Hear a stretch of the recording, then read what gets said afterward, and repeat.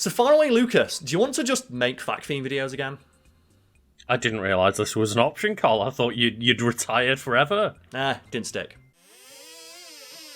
Have you ever heard the story of that's how, like, that Bad Boys for Life film got made? Like, Martin Lawrence just tweeted at Will Smith, like, do you want to make another Bad Boys movie? And Will Smith's like, yeah, sure, let's make a Bad Boys movie. Everyone decided, like, that's a great idea, and then just fucking, he decided to slap Chris Rock, and it's like, oh no. Have you heard, like, that, like, piss-take rap from the perspective of Will Smith, directed at Chris Rock? And one of the lines in it that fucking slays me is, when I'm done with you, you'll be Chris Pebble. You call my wife bold, you ain't gonna die old. Up on stage in a rage, make that fucking guy fold. Can't believe that eyes wear a fucking blindfold. Tucked up, men in black, swagger back, ice cold. Call her G.I. Jane, stay in your fucking lane. Don't let me hear a fucking name in your mouth again. Just the idea of just, you'll be Chris Pebble when I'm done with you.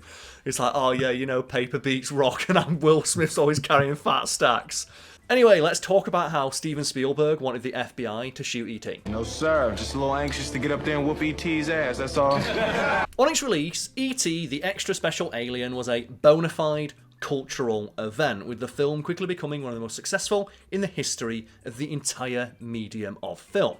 So successful, in fact, that it was re-released twice. And that second re-release is the one we're talking about today, because that's the one that Steven Spielberg eventually came to regret, specifically because it didn't show that the government wanted to shoot a small child and his alien friend in the back. So far away, Lucas, we've talked about E.T. recently, not on Fact Fiend, but on Wiki Weekends, the channel we spun off from Fact Fiend, yes? That is true indeed, yes. And anyone's wondering, wait, you're bringing Fact Fiend back? Yeah, we're bringing it back to promote other stuff. So I'm using Fact Fiend to promote the work of myself and my friends, which includes Lucas. So Lucas, talk about Wiki Weekends. Well, of course, Wiki Weekends was a series that started on Fact Fiend, as many people may know, watching this video. And we just decided, you know, it's a good idea, it should stand on its own, it should be its own channel.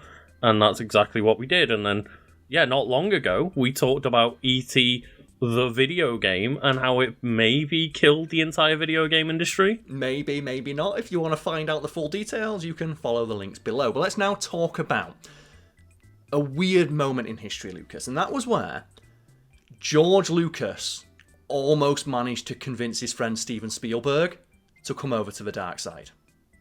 Of course, it was George Lucas' fault. Listen, it's not George Lucas who convinced Steven Spielberg to do this, but George Lucas and Steven Spielberg are friends. And yes, yeah. George Lucas is infamous at this point for endlessly tinkering with his own movies. Do you have any favourite dumb changes he made to the Star Wars movies? Because there's dozens, if not hundreds of them.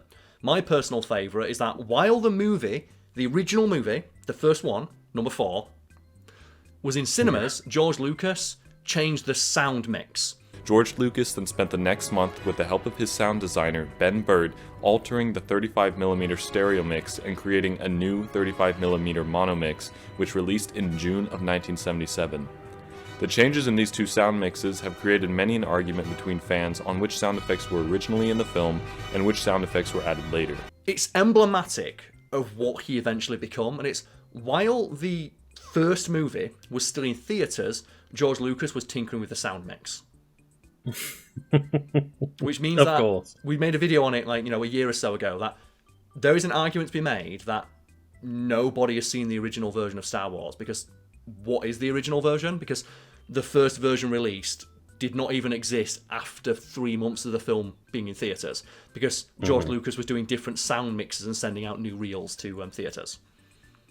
And you say, as you say, that is very emblematic of George Lucas, and just the fact that, I think maybe the most famous change that kept happening was obviously the Han Solo one, but maybe just the fact that he kept changing the movie titles in the sense of, Star Wars became Star Wars Episode 4. Yep.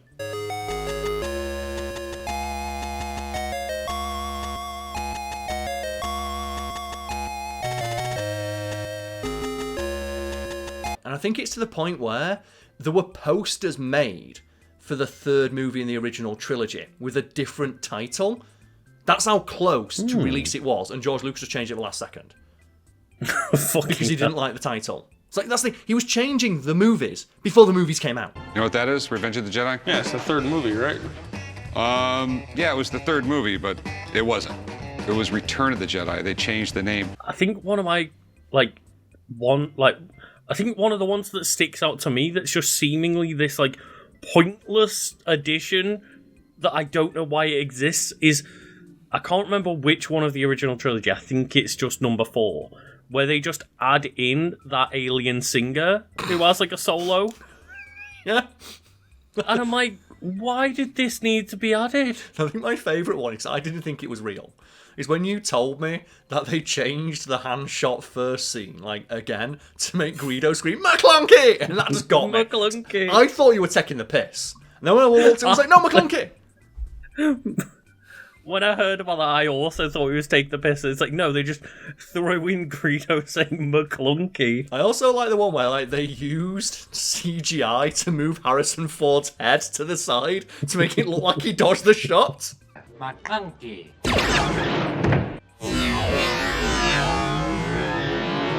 It's so fucking funny that they just changed that scene so many times because it literally changes the character of Han Solo. Yeah, I like that thing we came up with when we talked about it on Wiki Weekends. Check out the links below. I said they should go back every 5 years. There should be one person's job at Disney who every couple of years just has to change the hand shot first scene again. And it should be one of those things where just every couple of years, just it's tradition, change the scene. Add something new to it. Do you like that? Guy who was on Reddit for a while, adding a new lightsaber to when General Grievous unveiled his lightsabers, and it ends in 50 billion lightsabers. They should do that with that scene. Those games where you make a drawing and then someone else adds to the drawing. It's it should be that just every couple of years, just a new element gets added to that scene over and over. And that should be the only thing they're allowed to change. But we're not talking about Star Wars today. We're talking about E.T. And are you familiar with the various re-releases of E.T. because there were 2. There was the re-release of just the original theatrical cut in theatres because E.T. was a huge deal, and a few years after the fact they re-released it in cinemas to capitalise on the fact people wanted to watch E.T. in theatres again. In spring 2002, only in theaters, I'm keeping him. Steven Spielberg's masterpiece will come to life for a whole new generation. I was going to say, I can't remember exactly what the version is, but there's a version out there where they completely replaced E.T. and it's horrifying. They didn't replace E.T., but they did add some scenes that were cut from the original theatrical version for not looking finished. That they finished with CGI, and this is why I say it's a glimpse into a potential future where George Lucas managed to call Steven Spielberg and win him over to his side of hey Steven, your movie's not finished. Look at all this new technology. You've just made Jurassic Park. Look at how cool those dinosaurs look. Don't you think you should go back to E.T. and make E.T. move with CGI like the dinosaurs? How tall you are? I'm 4'6". You must be around 3. Because that's what they did for what is variously called either the 20th anniversary edition or simply the special edition, which is very Star Wars, right? It is, yeah, and I thought they just completely replaced E.T. in every scene with a CGI version. It depends. So, some scenes, they use a CGI E.T. because Steven Spielberg went back in, again, very George Lucas-esque, and went, okay, some of these scenes don't look great. And some of these scenes literally were not finished. So he used the technology of the day to fix some of the more obvious mistakes that had bugged him all those years.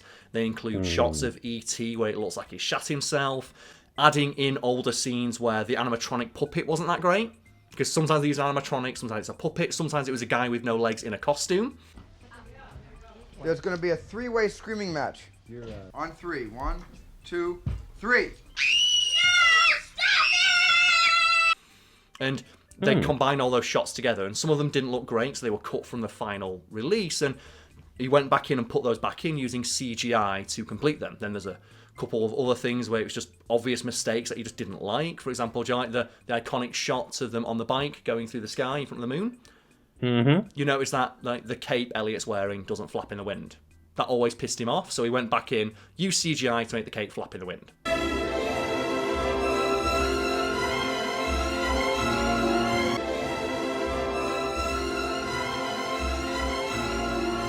never something that I've ever noticed, but fair enough. But imagine though, like, you know, you make E.T., the biggest film ever made at the time, and then every time you watch it, or like, you know, you see people talking about it, you're Steven Spielberg, and you're like, oh god, I wish we'd fix that. And you can see the appeal, right? You can see the draw of like, you can go back in and fix all those mistakes. Yeah, I can ultimately see like the trap that people fall into of realistically everything, like, especially, you know, when it's creative work, it can always be improved and it can always be made to be better in your eyes, especially as the creator. And like at some point, most people agree, like, if you're ever going to get anything done, you just need to kind of let go of that and just put something out there at some point. Yeah, like, you know, it will never be finished as long as it exists in your head. You need to put it out there and, like, you know, just let people enjoy it. And admittedly, some of the things that he fixed were genuine mistakes. Like I said, like, you know, the cape not flapping in the wind, as it would do if what is happening in the scene was actually happening, and I can see why that would annoy Spielberg. And then other things like, you know, there are shots that they filmed where the effect just didn't look good, and they could use CGI to enhance those shots to put them back into the film. And even though there were a bunch of like stuff they added back in, there's one scene they didn't, and it's a Harrison Ford cameo. Did you know Harrison Ford had a cameo in E.T.?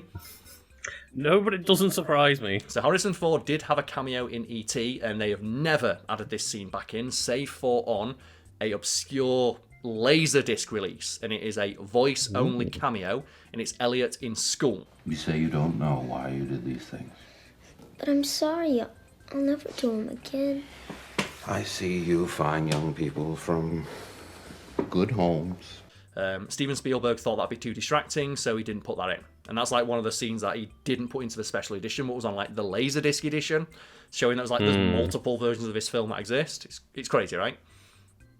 Yeah, it's kind of wild how much, like, you know, it's not just George Lucas, it's George Lucas and reeling in Steven Spielberg to be like, hey, just make like 50 versions of your movie. No one will ever know what's the right one. And it's like you can use this new technology to fix all those mistakes. But the problem was, once Spielberg had fixed the more obvious mistakes and used the new technology to enhance the older shots that he wanted to have in the film but just didn't look quite right or good enough to him, he started fixing things that seemingly annoyed only him. So this is where it gets bad. So one of the first things he changed that wasn't really that important to the film is changing a single word using ADR, and that was changing the word terrorist to hippie because the re-release came in the wake of 9/11. Right, okay, fair enough, yeah. And, okay, Steven Spielberg, sure. Does that matter? Apparently so. The other thing was using CGI to add more lights onto E.T.'s ship to make it look more spaceshipy. And again, that's where you start to get into like George Lucas territory, right? Of like, did that really matter? Did you have to give the Ewoks digital eyelids and make them blink? Did you have to like widen the door that, like, you know, they walk into Jabba's palace? Did you need to add digital rocks in front of R2-D2 because it annoyed you that like they didn't spot him? And that's kind of the thing, isn't it, really, of like when you pop, you just can't stop, as Pringles would say. McClunky. Making sure that like Jabba became a CGI slug instead of a puppet slug. Yeah, but they used like the CGI to put the CGI Jabba over, because people don't know Jabba the Hutt was originally going to be a guy, and they have a shot with Harrison Ford where it's just a guy, and they CGI like the digital Jabba over that guy, and it's really awkward because Harrison Ford is clearly looking at Jabba's tits the entire time, because originally he was talking to a guy who's about his height, and then Jabba the Hutt's taller than he is, so he's just talking to Jabba's tits.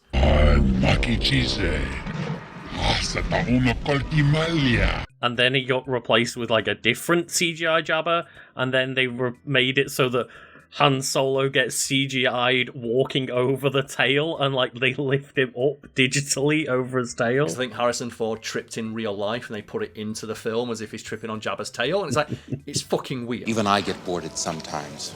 You think I had a choice? And the one thing that Spielberg really wanted to change, because it upset him, was in just before the scene I mentioned already of, like, you know, E.T. using his magic alien powers to fly through the air.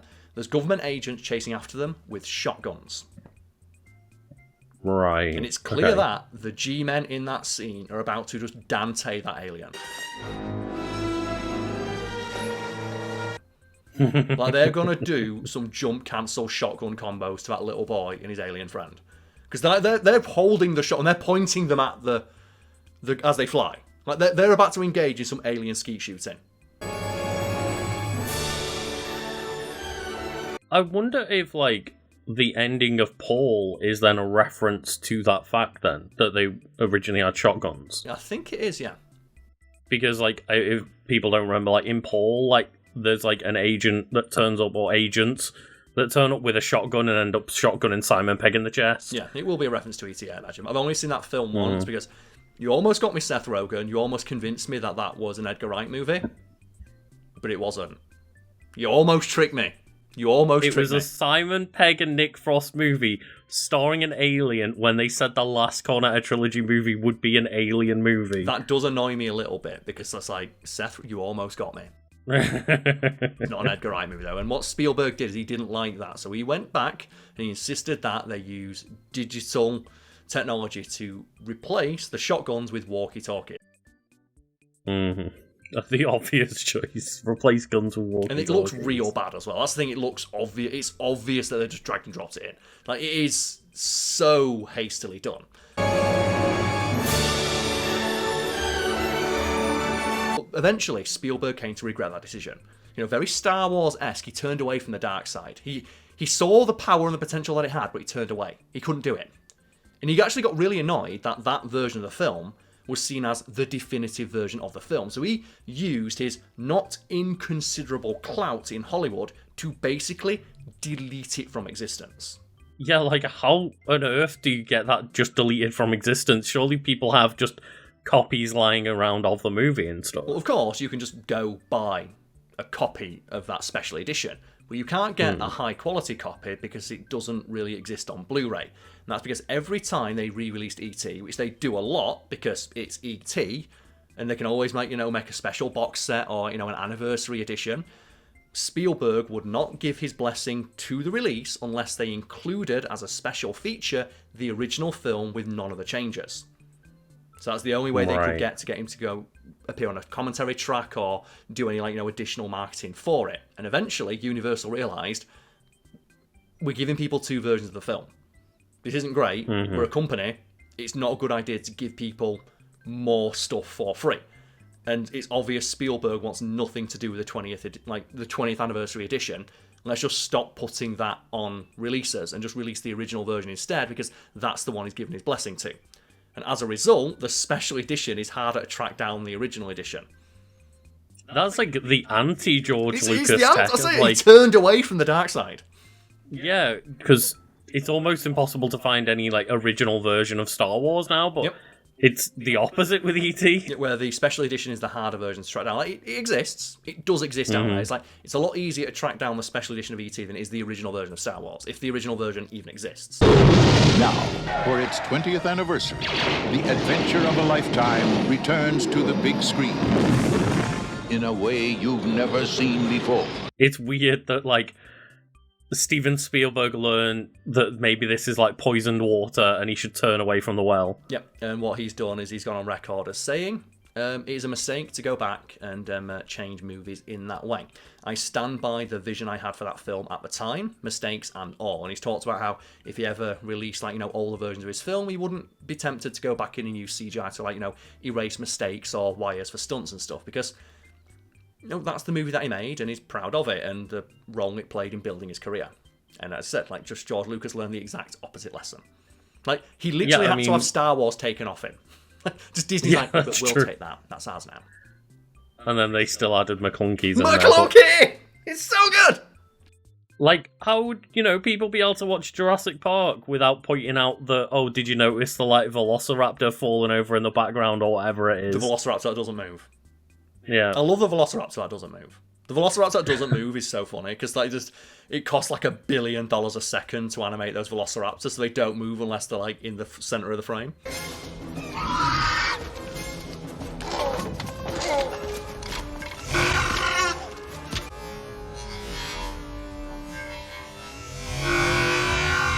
In the background, they're just stealthy Velociraptors. In my head, the Velociraptors got really nervous. That's my headcanon. But yes, Lucas, Fiend is back in a limited capacity so that we can use the platform we spent nigh on a decade building. Because Fiend was a thing for a decade, if you include like the original, like, you know, it didn't even start as a website. Fiend started as posts I'd make on Facebook. I would make posts on Facebook of ideas I'd found while researching articles for other websites. And a very good friend of mine, Shell Harris, who's unfortunately passed on, just one day sent me a message, hey Karl, I love those little posts you make on Facebook. Here's a website. It's called Fiend. Here's the login info. It's all yours. And that was like over 10 years ago. Certainly Fiend is a better website to visit nowadays than Facebook is. It really is, right? At least when you know a Fiend, it's all stuff written by a human, not AI. Oh god, although I do love, like, Crab Jesus. And Lucas, Fiend is back, but we've still been working these last 5 months, haven't we? We have, yes, and there is a mention of Crab Jesus in something that we did work on. We did do a podcast that mentioned the dead internet theory, Karl. We did indeed, yes. That discusses Crab Jesus and AI and all that good stuff. And as mentioned throughout this video, Fiend is back in a limited capacity, largely to use this platform, as mentioned, I spent 10 years building to promote the work of myself and my friends. There's no real desire to do anything more than these kind of videos. Just sitting down, sharing stuff I find interesting with my friends, and then using that as a jumping off point to just have fun, interesting conversations, or at least that's what I hope. And for anyone who's watching this who misses the dynamic between myself and Lucas and thinks one video a week just isn't enough, there's 3 videos a week been uploaded to Wiki Weekends for the past year. Yeah, and, you know, if you go over there, you can see me on camera sometimes. You can as well. You can see that Lucas grows a way better beard than I can. So I can't argue with that. I can't grow a beard. It sucks.